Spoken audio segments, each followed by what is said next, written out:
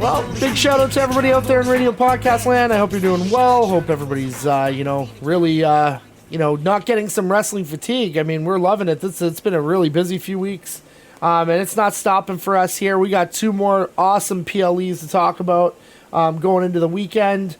You know what? Right now it's Friday, September 1st. Bring on the fall. A lot of people are saying pumpkin spice lattes. I'm saying you guys are full of shit, and that's basically the best thing I can put. But that being said, this is your podcast for the Rub Wrestling Podcast. Welcome. Thank you for being here with us. If you like our work, great. If you don't, fuck off. And what you can do is you can subscribe or follow, regardless of either one of those 2 things. You can find us on any major podcast place. You can find us on Apple.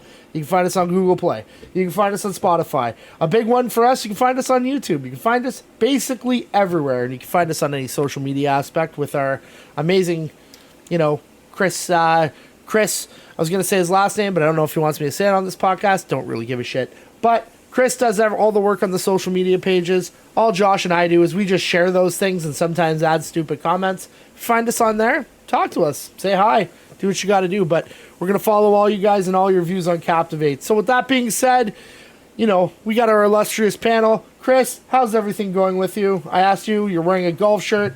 Basically asked you if you shot 18 holes. You told me you haven't golfed all year. Do you plan to get a round in before the end of October? No, I don't think so. That's a rich man's sport. And I just, I don't have it anymore. I used to have it as a kid. I was okay. And then once you stop for a little while, my favorite part's the drinking part, but then I get worse and then I get more upset with myself. So yeah. No golfing this week. It's been a pretty slow week for me. We've had a lot of content going out, so I'm busy with that. Going to Rib Fest tomorrow with the mama and the papa, so that should be good. And then hunkering down for 2 big days of wrestling. All right, try and find a barbecue mustard for that fridge. I've moved my way up to 6 now in the fridge, but barbecue mustard is the fucking tits if you've ever had that. That being said, Josh, I heard you were wearing a pink shirt today, and it was a fun experience. You don't have to talk about it, but I appreciate wearing a pink shirt. Pink's a great color, man. Yeah, hell yeah, it is. I'm on strike still, and I'm a nurse, so wear pink because that's what we do. And some people don't like the picket line, and try to fight people, and that's fine. It was a good day though, lots of energy. So just feeling good. Glad it's a long weekend.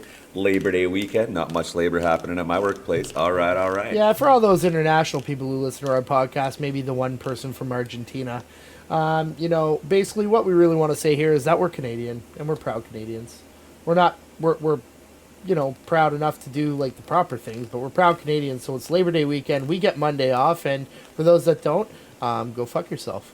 With that being said, we got 2 amazing PLEs coming in. If you're a WWE fan, we're going to call them PLEs from now on because we don't have to pay for them. But we do have to pay for All Out on Sunday. So that'll be a pay-per-view. So PLE, pay-per-view, basically the same thing. We'll come up with a dictionary for all you guys later if you don't know and you're new to the podcast. But basically, we're going to be repping a preview show for these 2 events. And we're going to be talking about 3 matches on each thing that we think are potentially going to be the bangers of the card. And basically on Monday, we're going to have the review show. We're going to talk about the 3 matches that we previewed on each end. And we're also going to talk about some highlights from the other matches that have come in. So, with that being said, let's start with WWE Payback.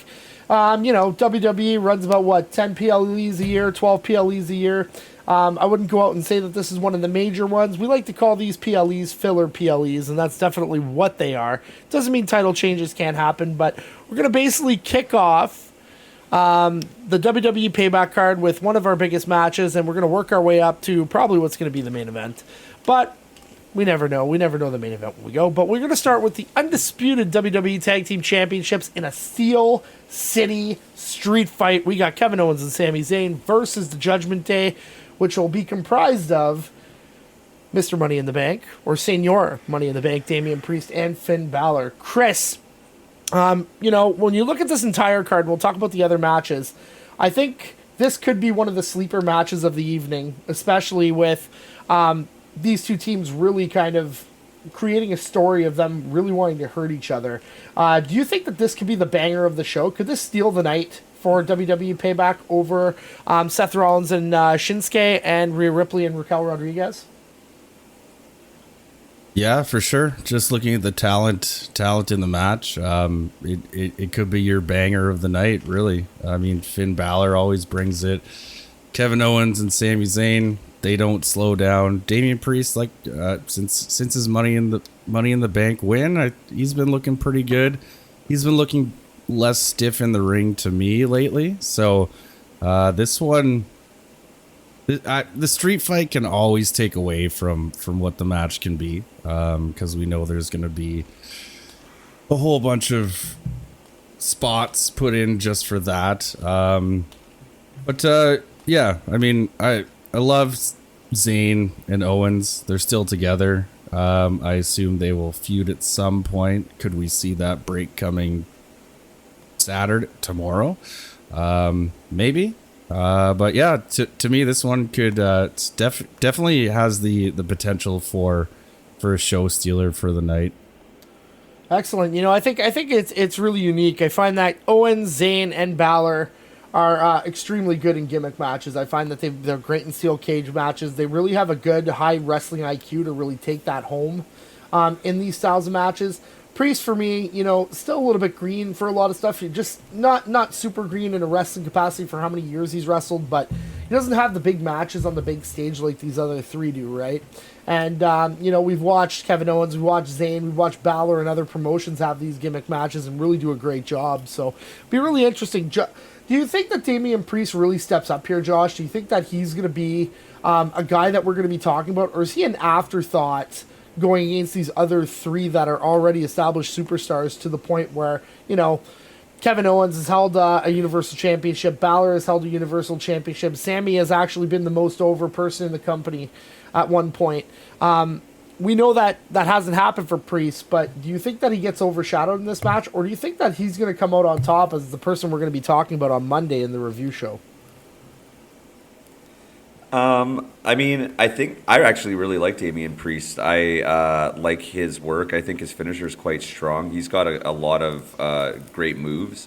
And so I think that he's going to be a star in this match. I think that, like Chris was kind of saying, that is this the potential where Kevin Owens and Sami Zayn kind of feud? I think it's actually going to be the opposite, where it could be Damian Priest and Finn Balor kind of have their culmination here, or just like more of what they've been kind of going the back and forth. Like, I know that they've been playing nicey nice a little bit, and it is what it is, but obviously it's coming, and it looks like Damian Priest is going to move out of the Judgment Day. I think that's where it's going, in my opinion.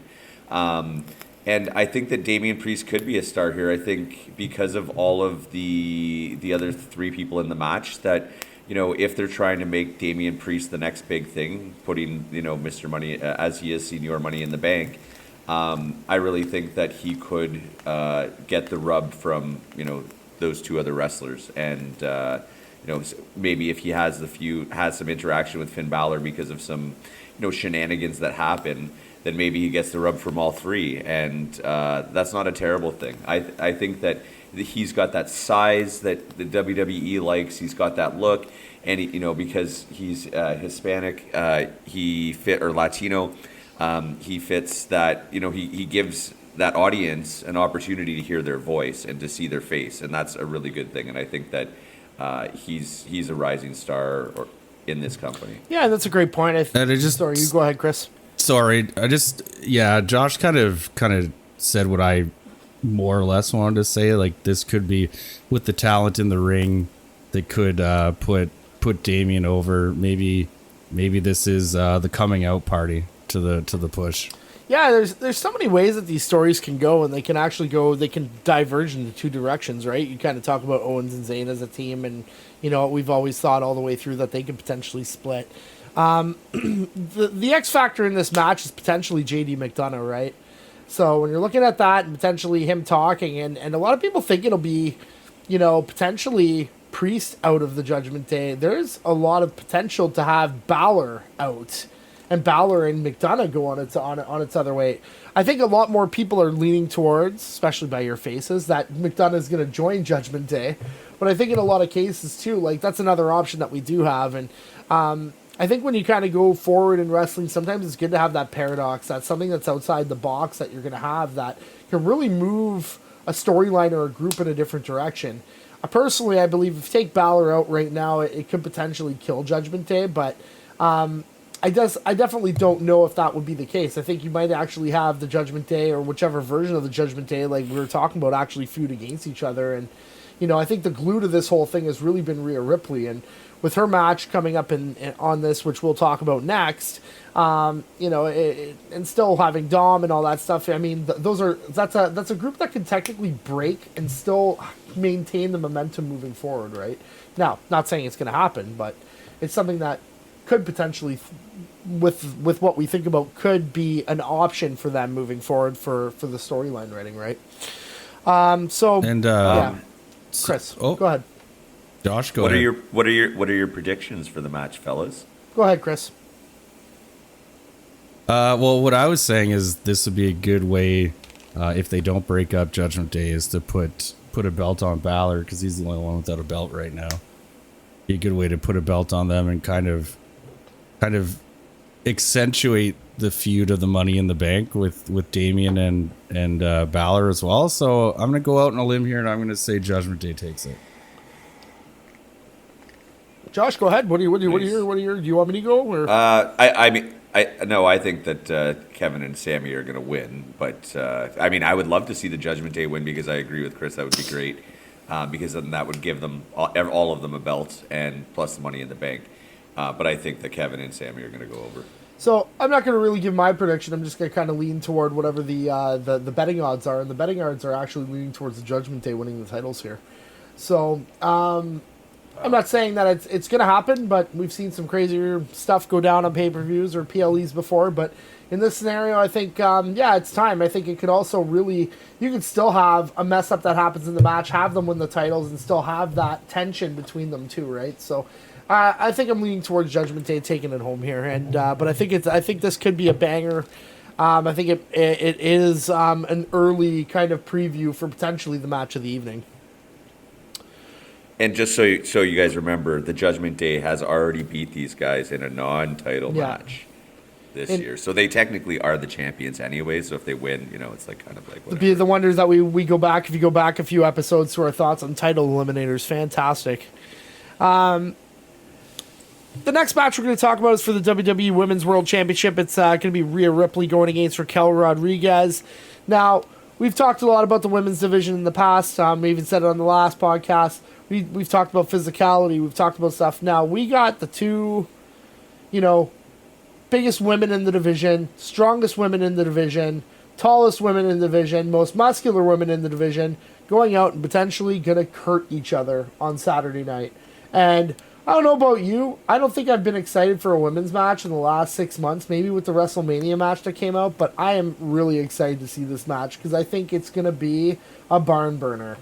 And with that, you're going to see some pain that's going to come out. So, Josh, we've talked about the physicality of women's wrestling. Is this the match that, like, the star-studded, the tier-end matchup that the fans really want to see here? Even though Raquel Rodriguez might not be on the same level as Bianca, Charlotte Flair and them. Is this the physical match that we need to see in the women's division that's going to start getting them over the top?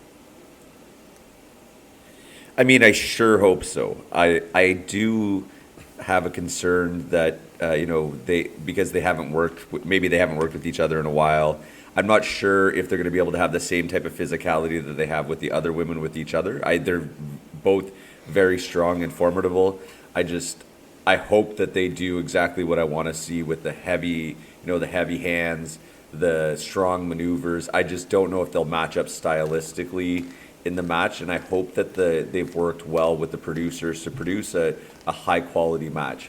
Rhea Ripley for sure has that capability. I'm just not so sure if Raquel Rodriguez has that, because she hasn't really been a singles wrestler as much since she's moved to the main roster. So I'm not sure. I think that Rhea Ripley's for sure going to win, but I'm really hoping that it's that hard-hitting, massive move match, something that maybe we get to see a little bit of color.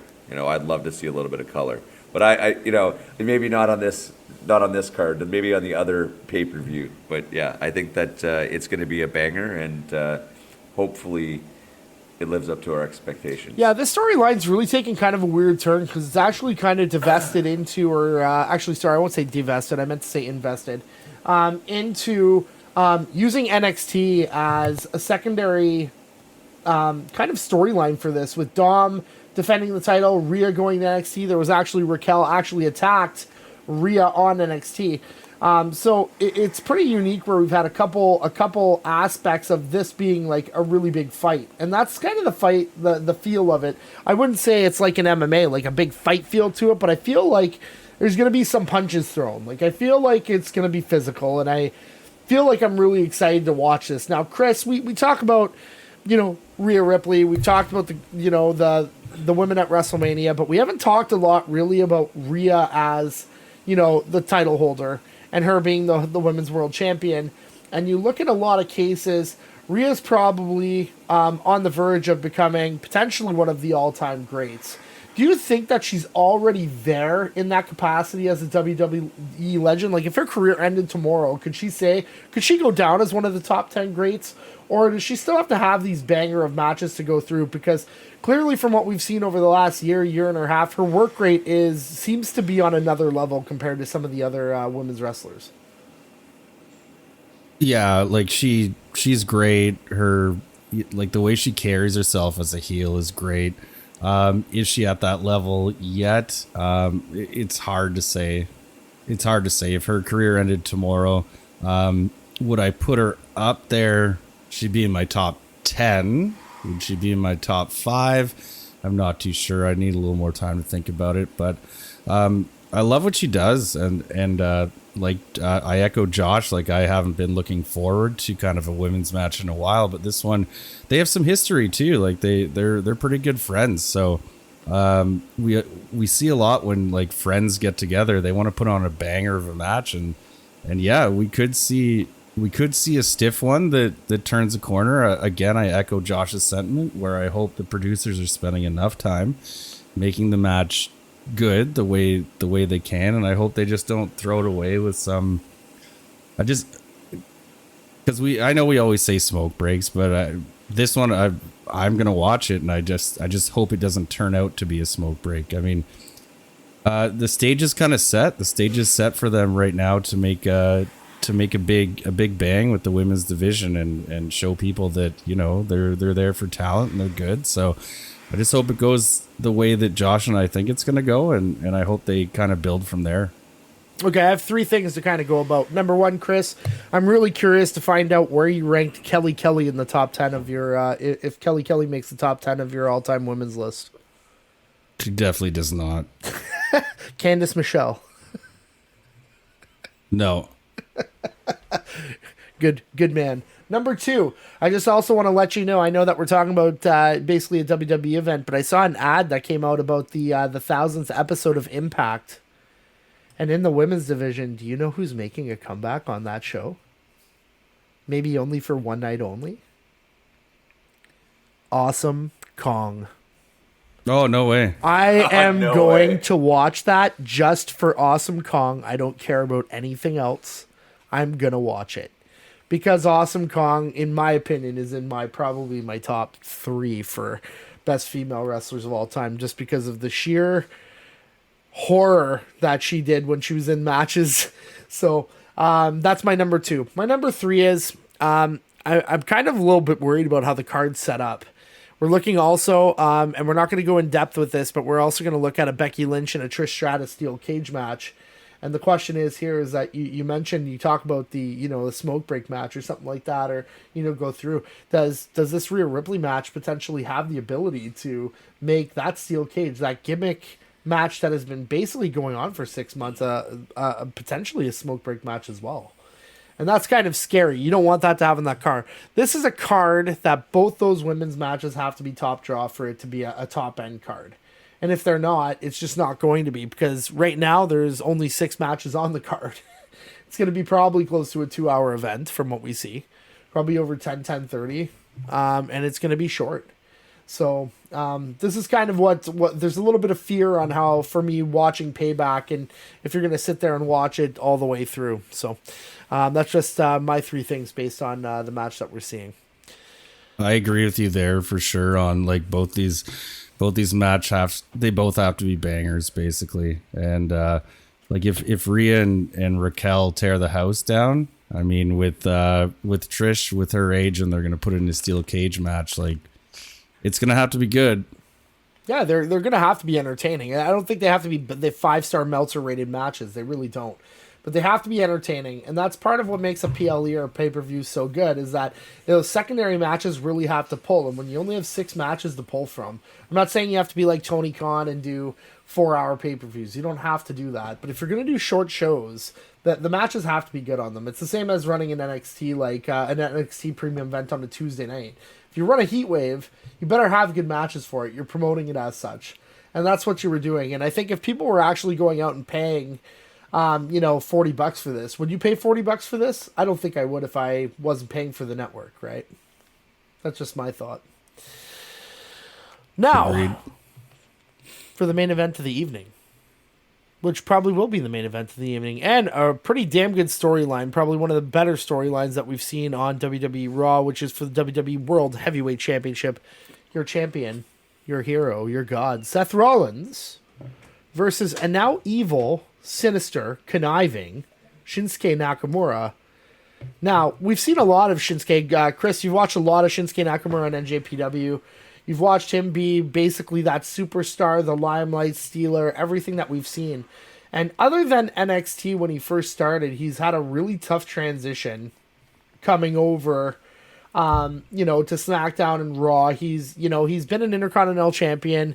He's had Josh's favorite manager, Rick Boogs, tag along and do the song, basically play it on the guitar. But this isn't the same Shinsuke Nakamura that we saw as an international superstar that we saw promoted in NJPW and that we saw in NXT. With this storyline, have we started to see and him turning heel, have we started to see the comeback of that superstar? Are we seeing an evolution of Nakamura in front of your eyes? Oh, I sure hope so. I mean, I was pumped when he won the Royal Rumble. I thought we were going to get something different, but he's with the Rick Boogs thing. I mean, I loved it, but it was kind of a comedy thing. And I find when they have talents that they bring in from overseas, the big problem is, I think what they don't like is that he has limited English, right? So all his work basically has to be done in the ring, and to WWE, it's hard for them to kind of push that and make that important. I like him going heel. I like everything about Shinsuke. He works hard. He can work with anybody. He never looks bad in the ring. He's always ready. I sure hope we're seeing a turnaround where they can run him as a heel for a little bit, give him a little more pull. I think he deserves it. He's been a company man for years now. He's been there for a while. Mm-hmm. So, yeah, I mean, this is what we want to see. I'd like to see him. I'm glad to see him back in the main event picture. I think they'll book Rollins to kind of go over him, which I'm not upset about, but because I like Rollins, but I don't know. We'll have to see what happens. We'll have to see how the finish of the match goes, because I think that'll kind of dictate to us where if any story is going to go next with him. I mean, I have to agree. I think everything's leaning towards Rollins probably retaining. And I think you look at a lot of it, and you look at something very simple like Shinsuke's music, right? It's never changed. It's been the same all the way through. And we've talked about people like Chris Jericho. We've talked about people like, even you look at a character, and I'll revert it to a WWE character. You look at a character like Edge, right? Who has the ability to, have that innovation of the character and the evolution of a character. I think this is the first instance that we've really seen it, like we just said with Shinsuke. Josh, how important is this evolution to his character and for him to stay where he needs to be? I mean, even if Rollins goes over, is this evolution for Nakamura's character important and crucial for him moving forward? And do you potentially see that even if he loses the match, that this feud will stay going a little bit longer until he does get the title? I don't think he's going to get the title for sure. even if it stays. I think that this is a good turn for him. Maybe this could be. I'm hoping that it's a lengthy turn, right, where he stays heel, and this isn't just a turn so that they have someone for Seth Rollins to fight at Payback, because that's kind of how this feels. Is that's like this is just a filler to get Seth Rollins to WrestleMania to eventually lead Seth Rollins being the longest WWE World Heavyweight Champion, because that seems what WWE likes to do, right? I mean, Gunther's going to be the longest reigning Intercontinental Champion soon, so wouldn't be surprised if that's what happens with Seth, because he seems to be like that's the person that they're resting the company on, once Roman Reigns starts to lose, or hopefully loses eventually. But yeah, no, Shinsuke, I think this is good, and hopefully, I believe that his English is better than he lets on sometimes. It seems like he can speak better English. Maybe he has a very thick accent, and he could potentially have it. Maybe he might even have a lisp. I'm not sure. I don't like the mouth guard in his mouth, but it just makes him look like he doesn't have any teeth. So I find him hard to look at sometimes when he's he's got the, like, it's kind of like he's got like an Elvis Presley like fucking onesie on as a wrestling outfit, and he's like, he's in good shape, but he doesn't look like he's in good shape, and he's like, I really like him, but I could see why the WWE doesn't push him, because he doesn't really have that like look. He would probably be amazing in AEW. So yeah, but no, I think that he definitely doesn't go over. If the story lasts longer, because it needs to, he still won't go over. Seth Rollins is going to lose the title to someone bigger, I think. But yeah. Yeah, and I think it's, what WWE over the years have done such a great way of culturalizing, and I don't mean it in a good way when I say a great way. I mean culturalizing all Asian wrestlers that have come over. And I think in a lot of cases, the wrestlers that have come overseas have really been, basically kind of what you just said, kind of, don't have the greatest English, so we're going to kind of exploit it in a way. And in a lot of cases, a lot of really great wrestlers that have come over, like, who was the longest one that really stuck with the company? I want to say is Sho Funaki. But Taka Michinoku was a fan. Taka was great. A fantastic junior NJPW wrestler when he was in NJPW and wrestled. And what happened to him? His famous line of all time will forever be, "We're going to choppy your pee-pee," to Val Venus when they went Kai and Tai, and basically Val Venus slept with one of the Kai and Tai's sisters or something like that during some stupid storyline. But, guys like Dick Togo, just the list goes on, and it seems like other than the women's division on the men's side, they don't get a lot of respect. And I think Shinsuke's been the closest one, probably the best one that's had the most respect as an overseas wrestler coming across.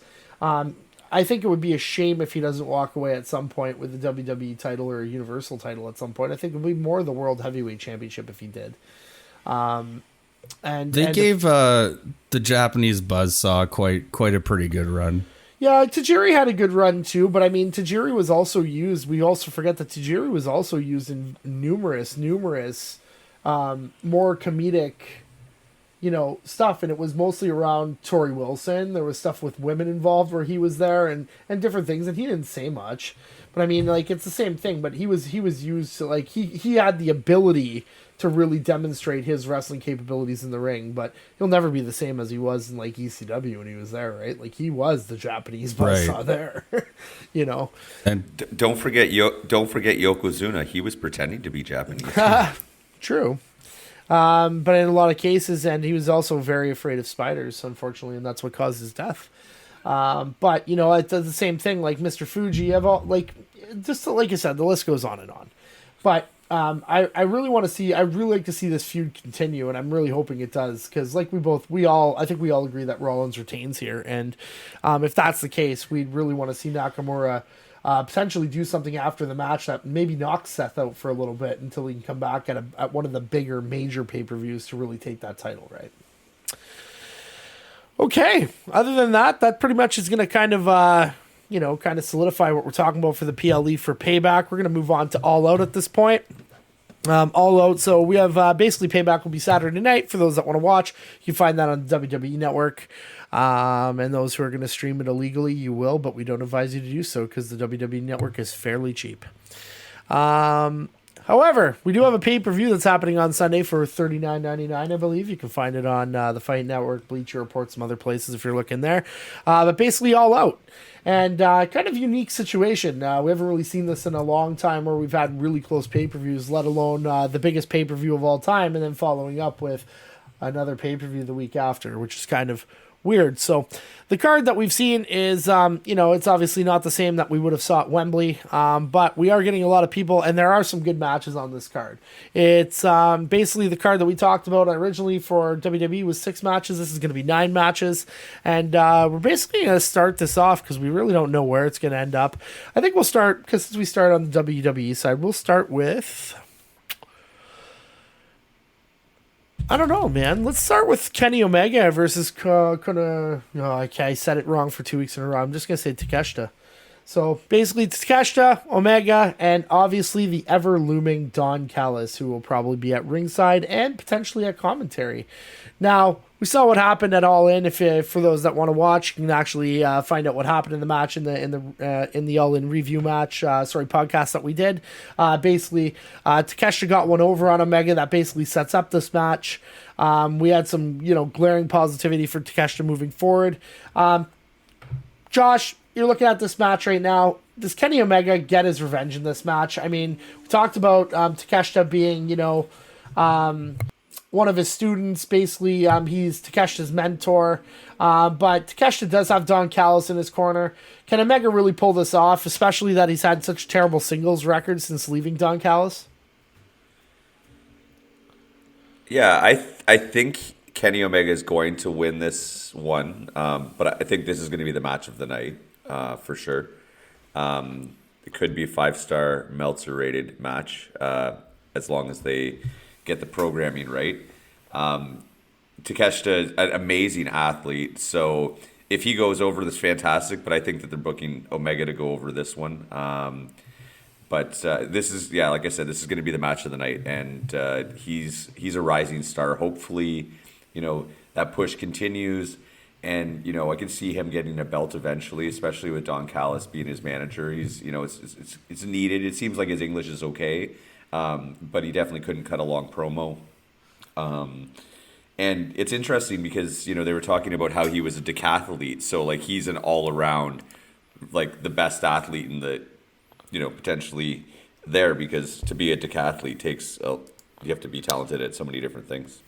Yeah, for sure. I mean, you kind of look at this match as a whole, and I don't find it as easy as what you're saying, that it's just an Omega win.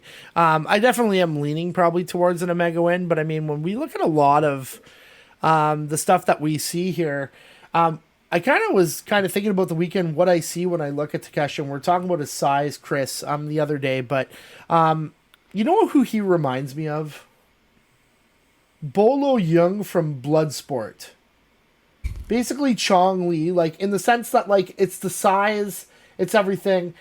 And you know what? I think like one of the things that if this really works out, can you see him kind of taking on a role like that? I mean, he's got the black trunks. It's not the same thing. Like obviously Bloodsport happened in the 80s.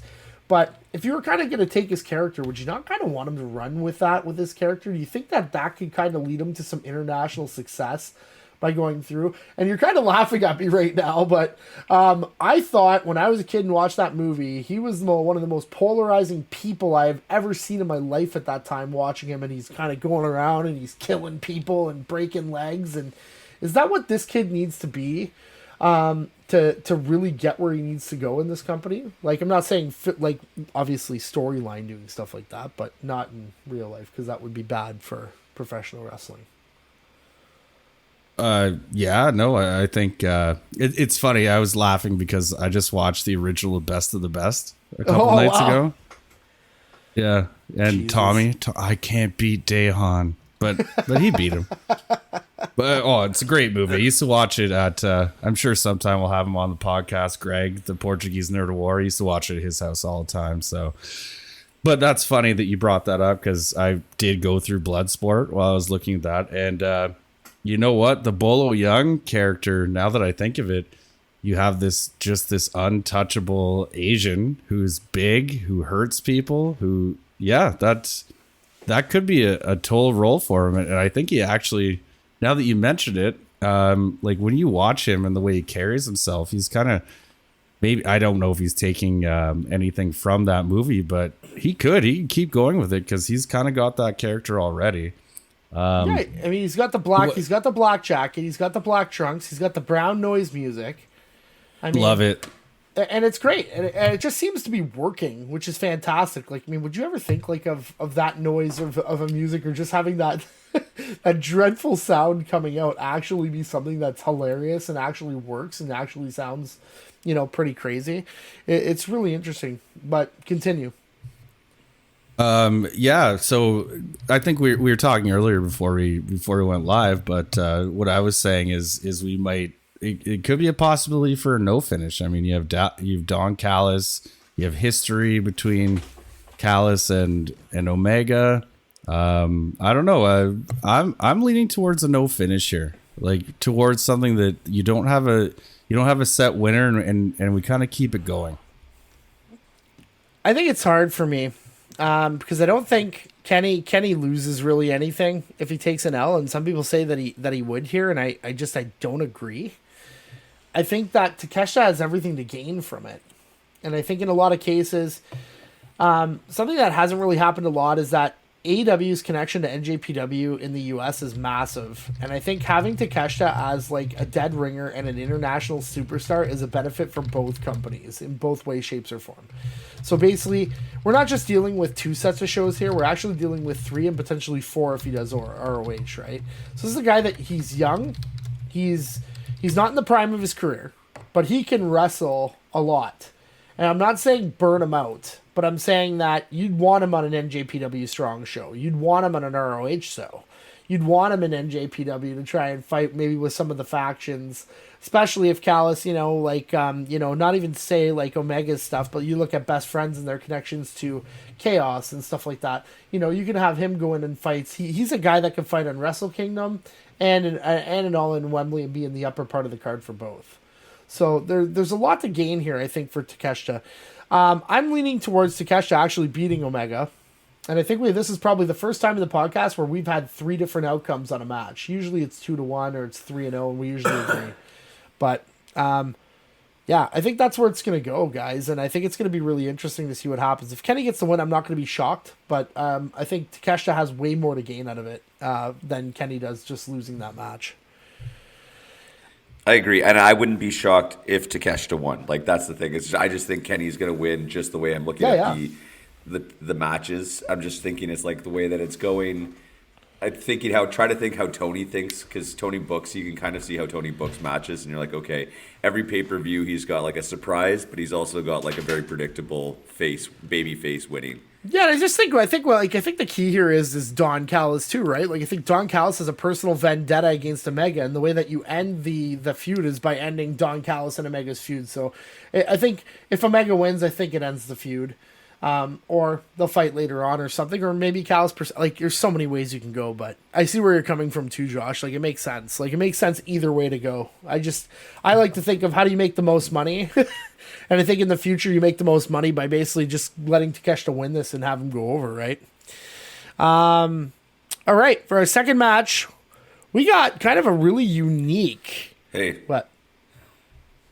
Oh no, I just had a little more to add in and a little more to justify. That's okay.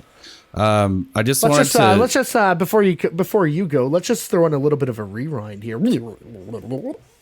Oh, there we go. A little Wayne's World rewind. You got it. Yeah, I think this one on the card has the most potential for a no finish because you can keep them going, and because like Takeshita got one on Omega, but I see where Josh is going, where Omega could get one on Takeshita and maybe keep it going, but I think it's going to be a no finish. I think there's either going to be run-ins, Callis is going to be involved, and match is going to get thrown out, setting up more Omega and Takeshita. Because why would they just put them together for one match?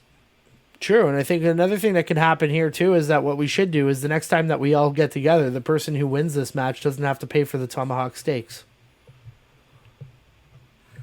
I think that's a good plan, or some of the beers, whatever. It doesn't matter. We can, as long as I don't burn my hand when I. Yeah, that's true. Don't do that. Like, oh my god, that felt so bad. It was such a good steak.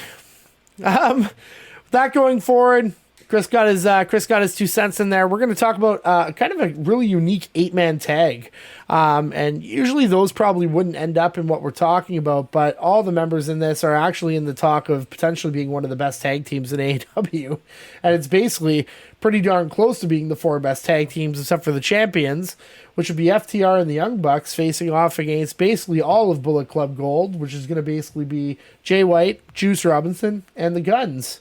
So we have 4 of the best tag teams basically sitting here in an 8-man tag, and it's just really unique opportunity to have all 4 of the storyline basically goes on how this match happened was FTR basically confronted the Bucks about not shaking their hands. Bullet Club Gold came in and said, tried to kick the Bucks out of the locker room because they said this locker room's only for winners because they lost. And they're talking about how much the Elite's been losing lately. So, pretty unique. Bullet Club Gold, extremely hot. FTR, they're your tag team champions. Bucks put on a great show at Wembley.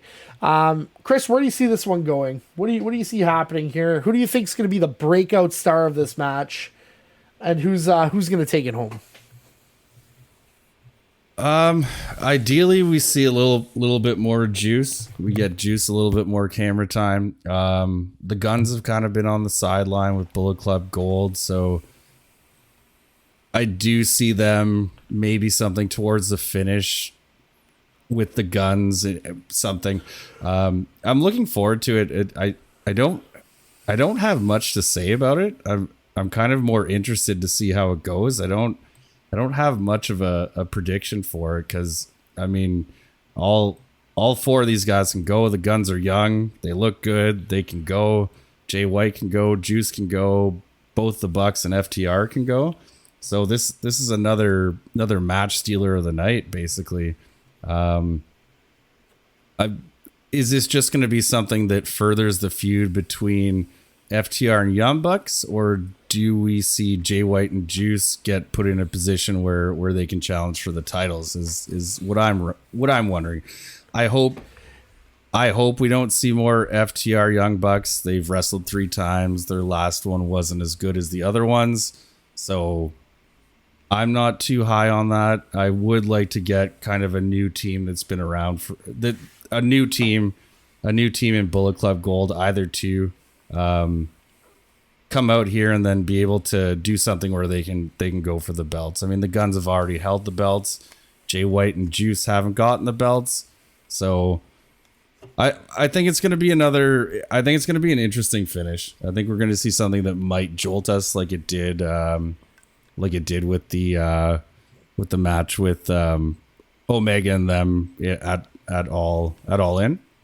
I think we might see something like that where we get something that can build something towards something more, because I don't know, like even the match doesn't make a lot of sense to me as an 8-way, but I'm interested to see how it goes. I hope Bullet Club Gold comes out. I'm sure they're going to cheat to come out, and I hope they come out on top, and then it puts one of those 2 Bullet Club Gold teams in the running now. Yeah, Josh, I think, match aside, when you're kind of looking at this, Chris literally just said that he had nothing to say about it, and he went on for 3 minutes. What are your thoughts on that? I I could do the same thing. I'm thinking that I could talk about how Chris talked about it for 3 minutes if I wanted to. The dreaded thing you don't say on a podcast. I don't know what that. I have nothing to say about this. I'm just teasing with you, Chris. But Josh, pretty interesting. We've seen a few people in these matches. It's kind of really funny. I look at this as an 8-man. You've had the Bucks and the FTR that have had 5-star matches. You've basically had FTR and Juice Robinson and Jay White actually have a 5-star match with that 2 out of 3 falls on Collision. The only really unique factor here is the Guns. Guns are young, technically sound, garner a lot of heat for when you're going through. So it can be. Where would you rank this on the card if you were looking at it? Do you think that this is the match of the night? Like, would you rank this in your number 1 spot before watching it as going through? Like, because it seems like it's going to be in my top 3. But I find, kind of like what Chris said, it's just a really odd 8-man tag, right? Yeah, I think well, it's definitely not my top match because I already said that Kenny Omega and Takeshita will be the match of the night for See, I sure. make mistakes I too. think It that an happens. 8-man. It's okay, and an 8-man tag is a hard thing to have the match of the night in because there's always some chaos. So there's going to be big moves. There's going to be some spectacular things. It's just not going to be. I don't think it's going to be a cohesive match. What I see from this match is a potential fatal 4-way with the teams, and then they have for the title. So then the Bucks, or the Bucks versus FTR versus Jay White and Juice Robinson and the Guns, and the 4-way match for the title. Maybe potentially that could be a build up. Maybe that's how Bullet Club Gold separates, or they just, that's just part of it, is because they all want to vie for the title and they're going to say they're going to work together. But so I could see that happening in this match. I can see that FTR, the Young Bucks, could have a feud that continues. I agree with Chris that, I kind of like to see them move on and have a different way to go away from, have the Young Bucks and FTR have a cooling off period and maybe have a bigger match later. It doesn't need to be on the books again. There's not another pay-per-view for a while, so there's no need to keep the feud going with them. So maybe if they do that 4-way, then that's a way to get the belts off of FTR and kind of move it around into a different realm of the tag division and put it on a different tag team that, you don't have. If you give it to the Guns, give them a chance to run with it for a little bit, or Jay and Juice Robinson, that would be good too. So that would be an opportunity to do that where you don't have to you don't have to bury FTR because they don't have to take the pin in a match like that. Yeah, absolutely. And I think one of the things here that you kind of want to see as well when we're kind of coming up is where does it go from here? And I think what this actually does, and we're a big component, big fans of tag team wrestling. We said on the last podcast as well, we love tag wrestling. But, and I don't know if you'll agree with me here, but I think that this really exposes the lack of development of strong tag teams in AEW. It really does. Because if you look at what's happening, we're going back to old formulas that don't work anymore. And I think that this is kind of the problem with having the trios title being added so soon. Trios titles are great, but you're essentially taking out really good tag teams as well that could fight for those titles, right? I think imagine inserting the House of Black into something like this and having they would be a perfect kind of Jersey triad, whoever two guys want to defend the titles type deal, like that WCW rule, Chris, where they had that Freebird rule. Perfect for that. Yeah, Freebird rule. They're perfect for that. You know what I mean? And I think even what we're seeing in the event, and I mean this will be posted after Rampage, but out of all the tag matches we saw, with the tag team scramble, we already know that the winners of that match are John Silver and Alex Reynolds, which is the Dark Order. And don't get me wrong, fan favorites, very credible tag team, but they're not believable as the tag team champions, so they're never going to have the belts. Their time for that, where there was a shot at that, is over, in my opinion. So you know what? It's great that they're fighting for the ROH titles. They'd be great for the ROH titles, but I think that'd be a severe blow to Cole and MJF. So for them to have a tag division and take arguably your two biggest stars in the company and put them as your secondary tag team champions is almost ludicrous. And that's part of their storyline. I get it, but there is definitely a lack of development of what they need for proper tag teams. And, it's just a matter of figuring out, who else would you add here, guys? I think of the Mobile Embassy being an area to go through. I think of the OG Kingdom, but let's face it, they're ROH tag team champions. You know what I mean? The Embassy are trios champions in ROH. So I think to really kind of make a really good tag team division in both those things, and I'd hate to say it, is potentially dropping one set of those trios titles or both sets altogether to really have them go through. Because there's just not enough development, and I think the tag wrestling is really going to suffer. As much as I'd love to watch FTR and the Bucks all day, we talked about it last week, it plateaus. And it plateaus for the fans, it plateaus for everybody. We need some fresh blood to come in and really liven it up. What are your thoughts? And have we not already had the Bucks 2-time champions and FTR 2-time champions? Yeah. And we've only AEW's been around 5-6 years. 5 years. Yeah, change. But to have double champions like that within 5 years, I mean, yeah, it shows to what you're saying. There's not as much of a development in tag, and yeah, I echo what you're saying. We love tag wrestling here. Tag wrestling is one of the best things to watch, but in 5 years you can't have two-time champions already. Like it means you don't have enough in-house to keep putting new fresh teams out there. Yeah, and I think like there's dropped balls, right? You drop the ball with the Butcher and the Blade. I think you've dropped the ball there. I think both of those guys are good workers. All the work the Butcher did to basically put in the work in his body and really get lean and do all that stuff and really get in shape. Like if you remember him from day one in AEW, that guy was like 310 pounds. And now he's down to like 240 and he's almost solid muscle. And like they've done everything they can but get over. And, well, his band broke up. His band broke up, so he had time to get in shape. He's the guitarist of Every Time I Die. Yeah. And you know what? I think they've dropped the ball there. I think you had a shot to really kind of give the Dark Order their titles, and then it never happened. And so we've kind of lost the development there, right? So you got to go out and get it back. And I mean, I don't know if you're going to go get it back by those the two real big guys there, Bear Bronson and whatever his other name is. They just changed their name for whatever it is, and the guy's sitting there on Rampage talking about eating ass. Like, what? Like. So to figure out what's happening here is really important. It's crucial for what they're going to be doing moving forward. You can't just keep taking tag teams from other places like, Aussie Open and bring them in unless you're going to sign them. And apparently they have signed them, and if that's the case, great. But, anyways, this is potentially a topic for a different story, and hopefully we do have some clarity in that tag division from what we see after this 8-man tag. But, Josh, prediction-wise, who do you think's going to win it?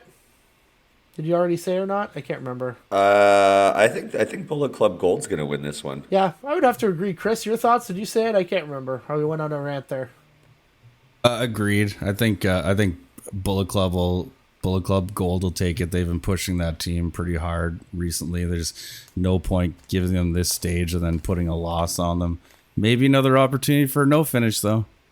Yeah, it could be. But if we all win and we've all said Bullet Club Gold, we all get stickers. So that's really what happens. And for our final match of the evening, which is actually the reason I picked it, is that if this could be a career-defining match for what we're seeing for one of our favorites and one of the best promos we've seen all year at the end of Dynamite, which was Orange Cassidy basically defended his title against Penta El Cero Miedo on Dynamite and won, and then cut an amazing promo about how he's a workhorse, how he's carrying the title, how basically he's going to die with the title, and basically how he does not have any catchphrase.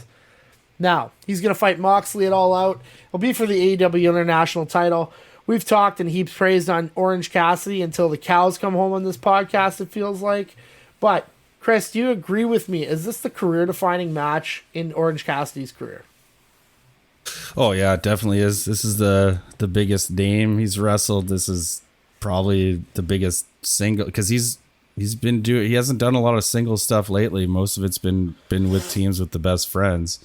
Yeah, I can't see Moxley going over. Doesn't make sense to put that title on him. So I do see Orange Cassidy going over, but giving him the time on the mic, letting him talk, even though he's been quiet for this whole time. It could be time for his run to start coming to an end and start trying to push him higher up the card. But he's such a good champion, because it's like the Intercontinental Champion. You're always working, right? He's just such a good champion in that mid-card championship. I don't know. I don't know how it's going to go. I don't want Jon Moxley to win. And I don't think it does either of them any favors for Jon Moxley to win. I would have to agree. I think like having this international title and the way that it's run is really kind of opened my eyes to the importance of that tertiary ranked title in a promotion, right? And it's basically the equivalent of the WCW television title. And I think that this is what the television title should be. It should be somebody that's fighting every single week. It should be somebody that's on TV, a fan favorite. It can be a heel. You do have to switch the title up from time to time, but this is the type of person that you need. It needs to be a workhorse in this area, and they don't come along very often. If you even go back to WCW and you look at the real TV champions that stood out, Chris Jericho stood out as a great television champion. Booker T stands out. Chris Benoit, Perry Saturn, those were the guys that really stood out with those titles on when we went through. Now, Josh, you kind of look at this and you kind of look at where it's going to go with Orange Cassidy. I'm going to throw out some names, and obviously MJF is in here as well, but I'm going to take him out. You talk about Darby Allin, you talk about Sammy Guevara, you talk about Jack Perry, and you talk about the Pillars. We talked about this last week. Is he better than all three of those people? I think he's definitely more over. I would say that as a workhorse, I think that all those guys are workhorses. They were workhorses for the company. We haven't seen Sammy wrestle in a while, at least not. I haven't seen him on any of the shows I've been watching. So I think that, yeah, he is the best. He's the best worker in the company right now, and I think that this match could go one of like two different ways, like for two different reasons. But I think that Orange Cassidy is going to win, and it's going to kind of be like he'll get his stripes on Jon Moxley. I think that he might have fought Jon Moxley once before. Did he mention that in his promo? I think he has fought Moxley before, but I think in a lot of cases it's I can't remember if there was a singles. Josh, I know that he's fought them in other ways, like it's and more than once. Well, absolutely. They just went through some matches, right? They just did those like hardcore matches. But yeah, so I think it could go two ways, and I think that like maybe Jon Moxley kind of like destroys Orange Cassidy in the sense that like he makes him be a harder man, and he like evolves the character just slightly. Like, maybe it's like, I don't know. I could see that happening, but I for sure think it's not going to go that way. I think it's for sure going to be Orange Cassidy going over. Really hard match. It's going to be really tough. Jon Moxley's going to get in those like brutal stomps that we all know about. Quotes. Those ones that really slice my there'll be color though. But yeah, there's definitely going to be color, and it's going to be, I mean, this could be the match of the night as well. Like, I think definitely top 3 of the night. And yeah, I just don't know. I agree with Chris and I agree with you about how he's a working man's champion. Like he's the guy that a perfect intercontinental champion if he was in the WWE. I don't know if I ever see him as a heavyweight champion, only because he's smaller and I don't think he needs it to be successful. So why would you put the pressure on him? Let him just wrestle and have the house shows be fantastic, and then cut some wicked promos, sell a lot of merch, and make a lot of freaking money. I don't think you need to be a heavyweight champion to be the star of the show anymore. I think that, like, you look in the UFC, and it doesn't have to be the big guys who are making the most money. It doesn't have to be the big guys that are, people recognize that those guys, like, they're two different things. So maybe, Orange Cassidy can continue to be that big star without ever having to get the heavyweight championship. I think the problem with that, and I think it's not a bad thing what you're saying, Josh. I agree, and I think that you're right. That he could potentially, like, he has main evented Dynamites. He's not main evented pay-per-views. But I think at the end of the day, when you kind of go through, I'm not saying that he has to go that route to that heavyweight title, but to stay in that main event status and to stay in those areas, and maybe he's not going to get there. I feel that his character will potentially plateau sooner than later. Like, there will need to be some sort of evolution of this character eventually. It's not now. Because right now, he's got what I like to call the Daniel Bryan effect, right? The whole crowd's behind you for everything that you do. And you know what? That promo just made it even better. And he's going to get such a reaction in Chicago when he goes out. The only reaction that would be crazier is CM Punk's, right? Just because it is Chicago. If CM Punk was there, but we're hearing that he's probably not. In a lot of cases, that's just the reality of it. I think, like, we're living it. I think we're going to go through. I personally believe, and I asked you that question because I personally believe that he's better than those three. He's different than those three. But I think, and I agree with you, Josh, he is over than those other three, which I think at this point, over is really what states that you're better or not, for me. I mean, is he a high flyer better? Is he a better high flyer than Sammy? No. Is he going to kill himself worse than Darby Allin? Arguable, but probably not. I think Jon Moxley's going to bring a fork, and I think they're going to do the fork spot again, and I think it's going to be great, and I hope it happens. But I agree. I think Cassidy has to go over here. And if he doesn't, I really hope that you got a good 2-3 month storyline behind it to really have a story for where he's going to go. And I think that's really the case that we need to see here. And that's the important part. Now, 2 great shows coming up. We're fatigued just as much as you guys are when we go through this. It's been a couple podcasts. That's basically been August going into September. Kids are going back to school. Stuff's happening. But with the kids going back to school and everybody being more pissed off, Josh, what slice is your salami, sir? Alrighty. You know what really slices my salami? Longest reigning everyone. I'm getting sick and tired of it. I mean, they keep on talking about how, Roman Reigns is the longest reigning, or he's got this title reign. And I understand that when you have something that is kind of working, that you need to change it. But then you never really have innovation, and it's kind of getting stale for me in the WWE. Now, don't get me wrong. The champions that they have as the longest reigning are pretty fantastic. But, enough is enough. You got to have some change, otherwise you're never going to develop good wrestlers next generational stars. John Cena didn't have the longest reigning anything, yet he was at the top of the game the whole time he was wrestling. So, once he got to the top.